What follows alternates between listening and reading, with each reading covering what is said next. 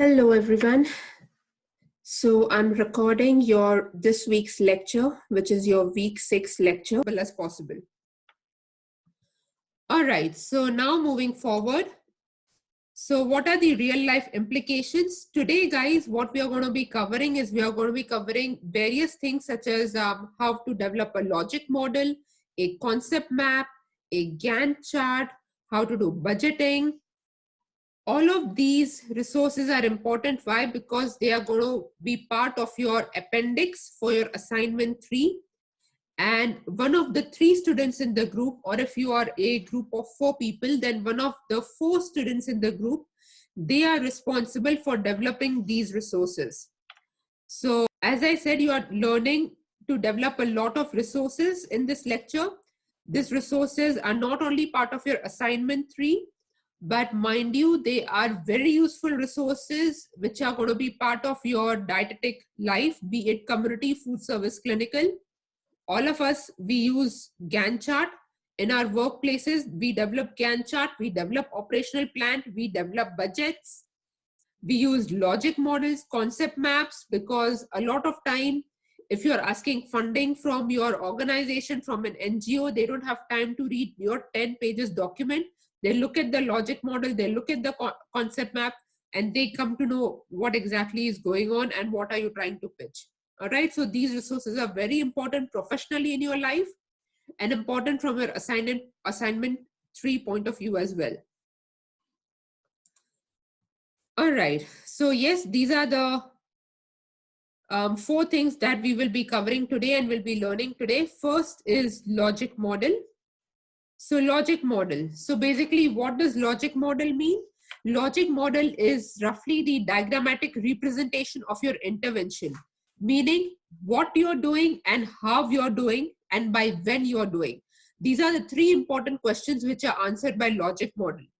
Logic model, guys, is very different from a concept map. All right.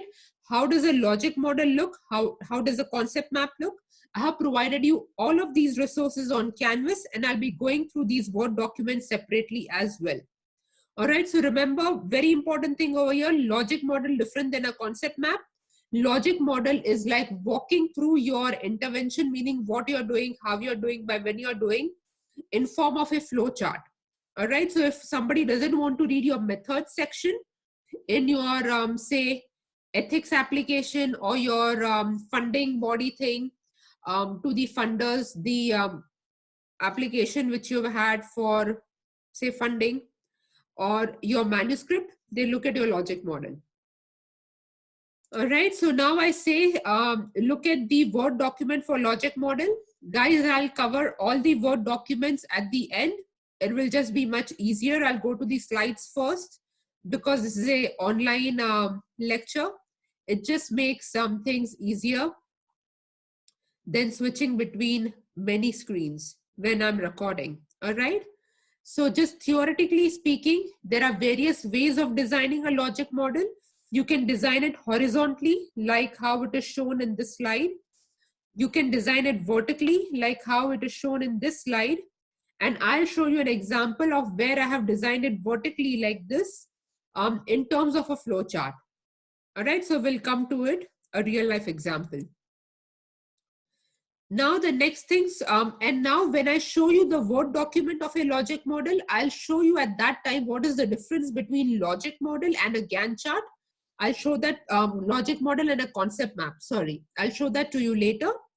Now again, just moving through the slides, the PowerPoint presentation.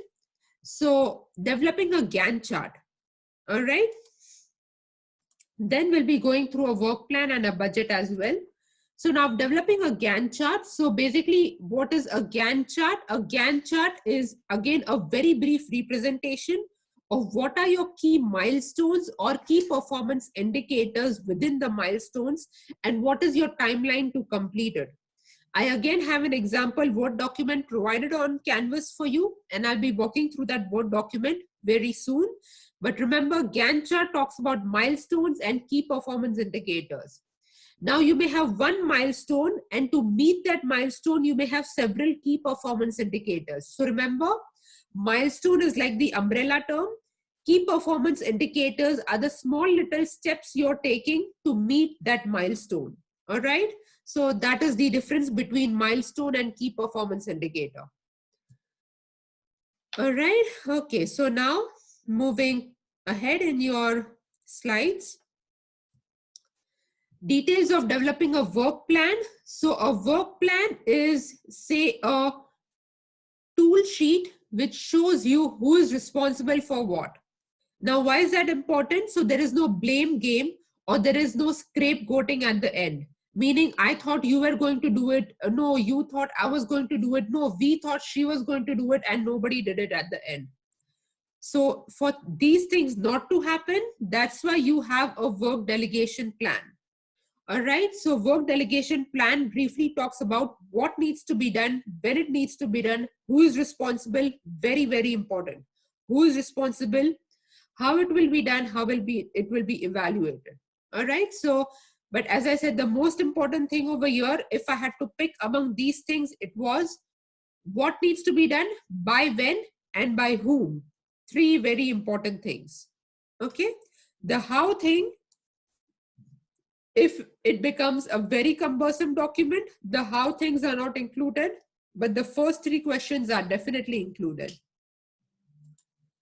Now moving forward is developing a budget. Again, I'll show you a real life example of what a budget looks like. Do you need to include a budget in your manuscript? Remember guys, that is at the discretion of the student who is doing all of these appendix. Or go to through a budget shortly. All right, so just two main concepts, rough concepts, which I want to cover as part of the bicyclic framework is step 12, which is public health nutrition implementation management. Meaning, what are the different types of intervention implementation? For example, what you guys are doing in the classroom, which is face-to-face or online, you are doing a pilot implementation. Why? Because you are doing this for the very first time. You're very raw, you're very premature in this space. Not all of you, but most of you. Therefore, you are doing a pilot implementation. All right. In real life, what happens after a pilot implementation? You take learnings, findings from it, you improve your implementation, and then you jump into a phased in approach. So what is a phased in approach? It means now that you have piloted the implementation, you have got feedback from your stakeholders, not just participants, but you know what went well, what did not go well, etc. You have your improvised version of your intervention. Now you are ready to implement this at, say, another school or another hospital or with another set of parents. So now have a phased in approach where you are rolling out the intervention slowly but surely. All right. Then you have immediate implementation. Say after 1 year of implementing a nutrition education session for heart patients on healthy eating and low sodium diets in the hospital. Now you are such a pro with this that say next year you don't have to do a pilot intervention and all of that. You're just ready to implement this as it is. All right. So this immediate implementation happens when you're very confident with your material, when you have implemented it several times and you know it's going to work well in the regular situations. Okay, that is called immediate implementation. Now moving forward, intervention management. So what is intervention management? Meaning, what is the purpose of it? You manage an intervention to see whether it is proceeding in the right direction, the way you wanted it to proceed. You are managing and addressing the risk, and it helps to record basically your progress of your intervention. So how is intervention management done? There are two most popular ways of doing this, and one of which you are doing it already. You have actually already done it, which is the risk management, intervention risk management. And as I said, your risk needs to be pertaining to the intervention which you're conducting within the classroom, for example. All right, the risk can't be, say, something which is after that or before that. It is how do you handle risk during your intervention implementation. management, how do you do it? One of the most popular ways is to populate a risk management plan.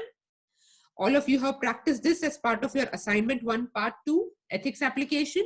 The second way of doing intervention management is, say, for example, as I said, you hold steering committee meeting with various stakeholders. You note down your minutes, you note down your actions from the minutes, and you keep everybody in loop. And everybody knows what they're supposed to do and when. All right, so that is called as having your steering committee meetings. And with these steering committee meetings, you have your minute and your agenda and your action items. So guys, I hope you can see this document. It is called as logic model. So you have this document on Canvas on your modules within this week's lecture. This is how a logic model looks, guys. So if you remember what I spoke to you about logic model, what is a logic model? A logic model is the essence of how you're delivering your intervention in a flow chart format. Okay, so I have used the vertical flow chart format. That works best for me. This is an example, a real life example. This logic model I had developed for my Voluntarily Diabetes program in my previous position.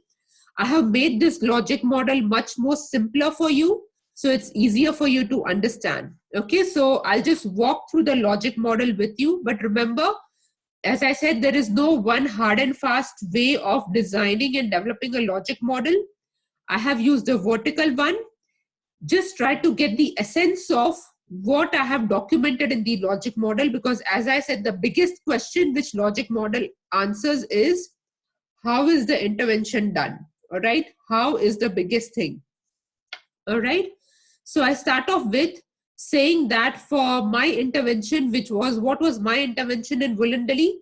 So if you see, my biggest intervention in Voluntarily was a nutrition education session to improve type 2 diabetic residents' awareness about healthy eating. All right, so it was an intervention which was very similar to you.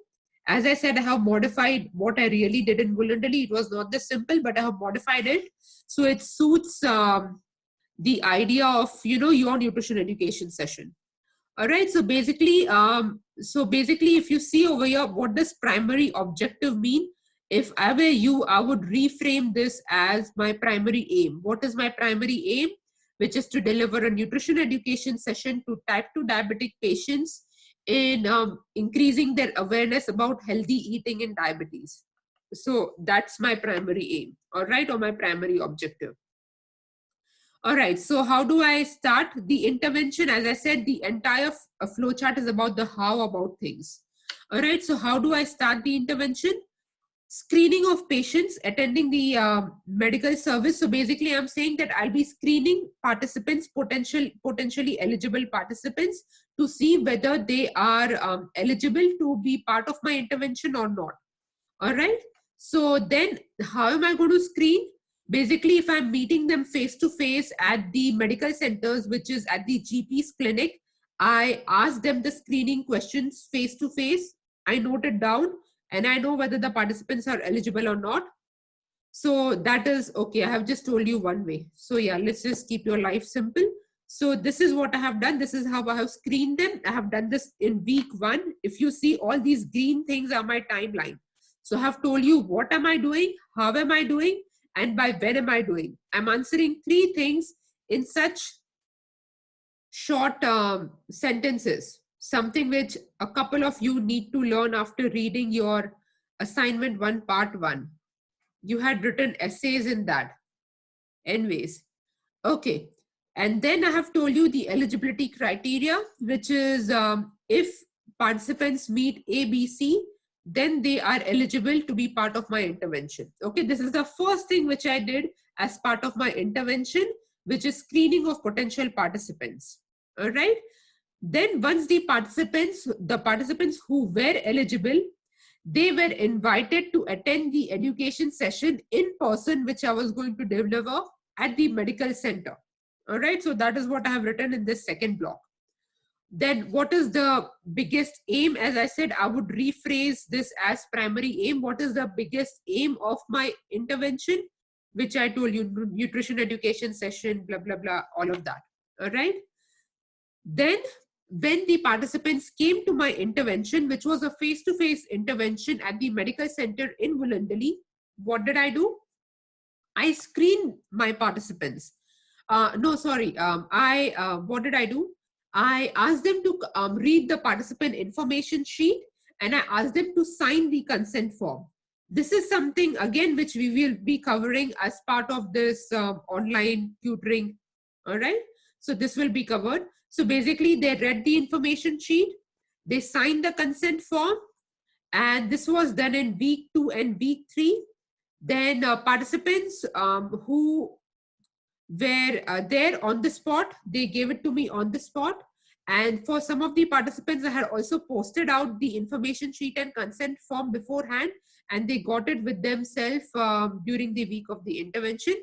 But as I said, you can just keep it simple, which is just you handed them, say, with your online questionnaires. So first they have to read your participant information sheet, sign your consent form, and then they can start filling up your online pre-intervention questionnaire. That becomes simple for you. All right. Then before the intervention, what did I do? I reminded the participants, which was again in week 2 and 3. I sent out reminders to the participants to remind them when is the intervention, where is the intervention, for what duration is the intervention, all right, the date of the intervention. I reminded about all of these things. How did I do that? I sent them an email, I sent them an SMS, I phone called them. And how many times did I do that? Like, twice, email, 3 times phone call, all of those kind of details. But basically that is what I'm covering over here. Then during the day of the intervention, what did I do? And again, the time frame, which was say probably in week 4. All right. So during the day of the intervention, what did I do? I collected, say for me, during the intervention, I collected my baseline information, which is my pre-intervention questionnaire. For you, it is different. It is before the intervention starts. You're doing this online. So it goes in this box, not in this box. As I said, you don't have to design it according to me, the logic model, but this is just an example. All right. So during the day of the intervention, what did I do in Wollondally? I collected the pre-intervention questionnaire. Then I delivered a 1-hour intervention, and see what I have written, appendix 1, 3, all of that. Now guys, because as part of your assignment 2, I will be looking at your questionnaires. I will be looking at all of your nutrition education resources such as recipe booklets, and you may have brochures and flyers, all of that stuff. Do not submit those material again with your assignment 3. I have looked at your questionnaires. I have looked at all of the intervention material which you have developed. Please don't submit them again with your assignment 3, which is your manuscript. Okay, I don't want all of that again. All right. But yes, in real life, what did I do? I have very briefly told them what I did. The nutrition education session was on carbohydrate counting, and then talking about the 5 food groups, about healthy eating, myths around type 2 diabetes, all of that. So that was basically the content which is covered as part of the nutrition education session. Then I did a post-intervention questionnaire, because as you see, my session was on nutrition education, meaning supporting knowledge and awareness. So a post-intervention questionnaire. And then basically what did I do?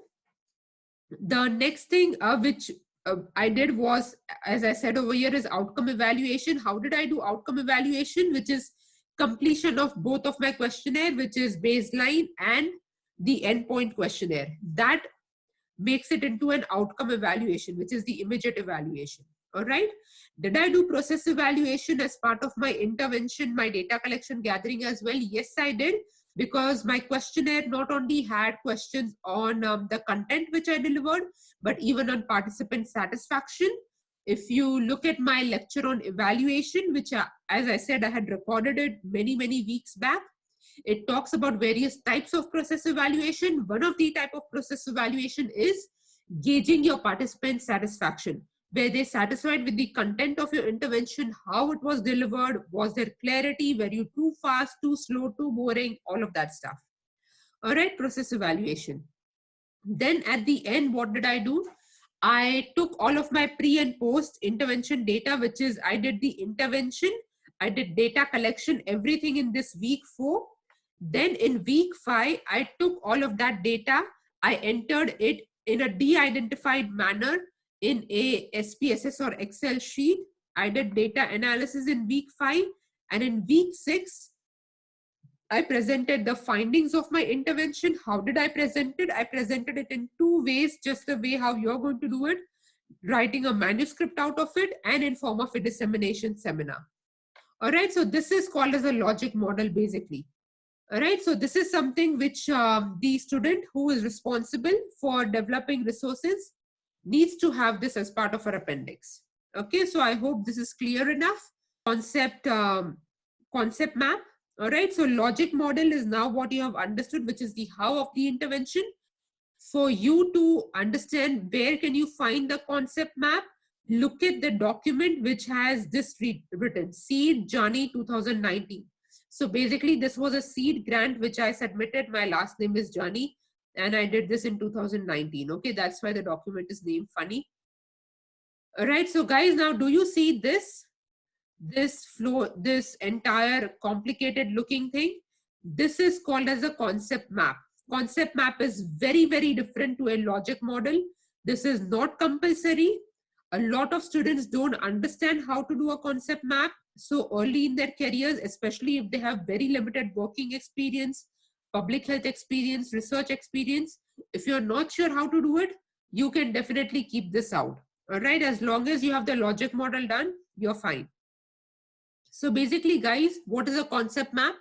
In concept map, you take the most important variables and you show them how these variables are interrelated in your study. So now for you, you don't have a lot. Look, my study, which is my picky eating study, which I'm doing, and which I'm doing as part of my research project, for example, with my 7 students next semester. Now, my study is very, very complicated. There are many, many variables which are associated with each other. I'm measuring all of these variables. These variables are part of my questionnaire. I'll be analyzing on these variables. So I'm doing things on these variables. That's why they are there in this concept map. So basically, you can't have things in the concept map if you're not measuring them, if you're not analyzing them. All right. So for you, a concept map, if at all you wanted to design, would be very, very simple. A pre-post intervention concept map, just on a few variables which you are measuring, which is knowledge about, say, healthy eating and post-intervention knowledge about healthy eating. But as I said, if you're not confident with this, you don't need to have this. All right, because of the limitations which we have, like, with face-to-face interactions, it is going to be difficult for me to tell you whether you're progressing in the right direction with the concept map if you don't have, say, a bit of experience in this space. All right, but I just wanted to show you because sometimes in your placement your supervisor may ask, develop a concept map and not a logic model. You should know the difference between the two, or they may ask vice versa. All right, okay guys, so now I have showed you what is a logic model. I've showed you what is a concept map. So as I said, concept map is like a storytelling thing, which you're doing with all of your variables included in your study, which you are analyzing. Very important. Can't have variables in your concept map if you're not analyzing them. Okay, so now guys, we'll move on to a Gantt chart. All right, so I'll share that slide with you. So Gantt chart. So guys, this is your Gantt chart. All right. Now, guys, remember this Gantt chart which I had developed. This thing which you see over here, topic identification, that is the milestone. This is what I was talking about. The big mother term, the canopy is topic identification, the big milestone which you want to achieve. How are you going to achieve it? They are called as your key performance indicators. And by doing these couple of steps, this is how you achieve your key performance indicators. And basically your key performance indicators helps you to achieve your milestone. Okay, so this is what I'm trying to say. Milestone versus key performance indicators. All right. Okay, so guys, for you to understand, don't take this on face value. I just made something very, very rough for you. So you at least get your milestones right, which is topic identification, which was, say, done by your mentors, was done by myself. Then you had your meeting with your mentors, you had your meeting with your peers, you discussed more about this, and this helped you to identify your topic, basically understand what is it that you're going to be working on this semester about. All right. Then comes your need assessment, which you did. Please don't go according to the key performance indicators which I have given you as examples. You will have many more key performance indicators, and they won't be this vague. I had to make a quick example for you, and I can't be giving you all of the answers as well. So that's why I kept it very, very brief and very, very simple. But basically, key performance indicators, try to remember what are the key things which you did in your need assessment, which helped you to achieve your big milestone, which is completion of your need assessment. That will form part of your key performance indicator. Meaning, did you make a work delegation plan about who's going to collect which type of articles, how many meetings you're going to be having with your mentor, what's going to be the communication agreement which you have with her, then how many meetings you had among yourself, then what did you do and how many consultation sessions you had with me, like what did, not just how many, it is not just about quantification, it is about the quality. So basically, consultation sessions with me, what were they useful for?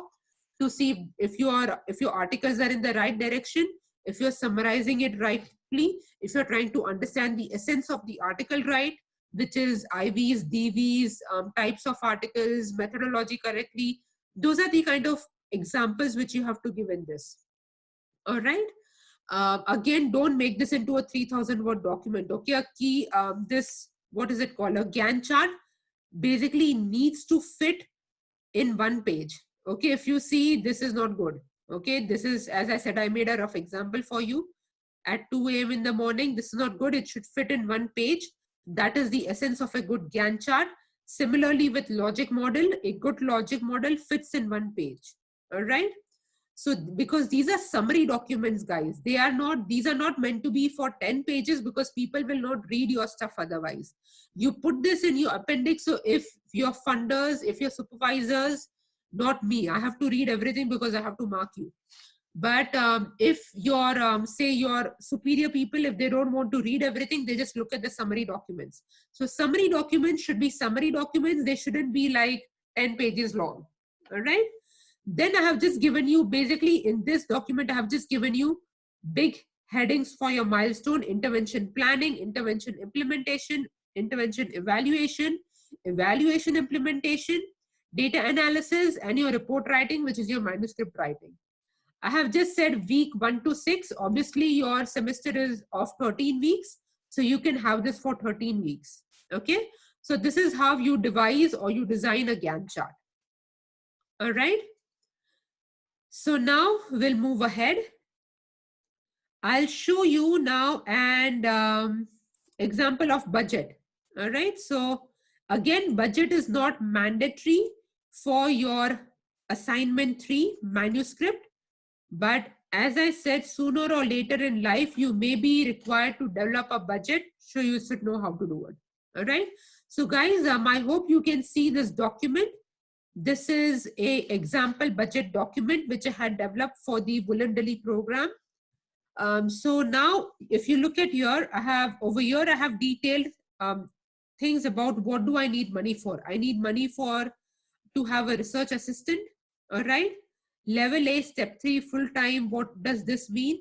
Basically, because I was working for a university, which is Western Sydney University, to hire a research assistant in that university, you need to, there is a certain document which is provided by the university, which tells you how much you need to pay the research assistant per hour, depending upon her qualification. All right. So basically this, in complicated terms, is called level A, step 3, full-time. Okay. So basically the research assistant took the most money, which was 84,000 1 year. You may think, oh, I'll become a research assistant and I'll have 84,000. No, that doesn't happen. Okay. Why is she earning 84,000? It's because she's completed her PhD. Okay. To be honest, this research assistant is me. All right. So as a postdoctorate fellow, you are working on the funds which are provided by your supervisor. So this research assistant level A step 3 is a pretty well-experienced research assistant. So after a PhD, roughly speaking, say like your first salary is kind of in this range. All right. That's why it's beneficial to do a PhD. All right. Okay. Then travel for the peer support facilitators. Okay. So basically, as I said, I did the intervention within Wollondali. And if you remember in the lecture, one of the example was that how I had given how we had given money for peer support facilitators to come and gain the nutrition education session within, say, one intervention site. So this is what we did. We gave them money to come and attend our intervention. We did that at various spots, so it becomes much more convenient for them. Then travel for the researcher, which is, say, basically travel for myself. At that time, I used to live in Sydney. So my travel from Sydney, Campbelltown campus to Wollondali and vice versa. Okay, back and forth. Then resource sustenance, meaning printing cost, because we had a lot of questionnaire printout, lot of patient education flyer printout, like resources on carbohydrate counting and stuff like that. So that is what it accounts for. Then improvement in primary healthcare services. So basically, you don't need to understand this, but we had created something called as a health passport, which had significant amount of money as well. So in total, my cost is I'm sorry, I'm so used to the Arabic system of saying I'm like 1,22,000. This means 1,022,000 maybe. Oh, I don't know, but you get it, all right? So now, guys, if you see, I have given tiny references over here. This is now very important. I can't just say quote any sum which I want, right? So when I say, for example, that the petrol cost for the Wollondali residents to travel would be 66 cents per kilometer, where do I get this information from? Well, I got this from the simsbroadcast.com.au, something like that. But basically, this was a validated source for Western Sydney University. They encouraged me to use this, so I use this one. All right. Or this is for the mobile providers. All right. So basically, travel also had something which I had not written over here. This is SMS cost which I have down over here. But for travel, which is 66 cents. Oh yes, I had used the ATO, Australian Taxation Office. They have a quotation for cents per kilometer, because that is how you can claim taxes as well. So when I'm filing my taxes, I use the ATO, cents per kilometer, for petrol travel costs, and that's how they travel money. All right, which I should have written over here, but I didn't, which is bad of me. Okay. Then you have number 3, which is printing costs. Where do I get this quotation from? From Office Works. So in real life, you have to give 3 quotations. One could be Office Works, one could be some other place, and then the cheapest one is what you quote. So this is what happens in real life. I haven't added, have I? Oh yes, I have even provided a detailed justification as to how I have come to the calculation of, say, petrol and SMS services and travel cost, printing cost, all of these things. You do need to do this in real life. But basically, guys, this is very important. When you make a budget, you can't just quote some money, some figure just like that. You need to have a good validated reference for it. Validated reference doesn't mean like a research article reference. For example, Australian Taxation Office, you quoting this for your petrol cost is legit. Why? Because it's a government website, Australian Taxation Office. Okay, so it has to be validated sources like this. Posting things, Australia Post. So try to use such governmental body references, which will make your work, which will make your budgeting sensible and acceptable. Okay, so guys, this is an example for budgeting. All right, so I believe I have gone through all of the Word documents which are associated with this first half of the lecture.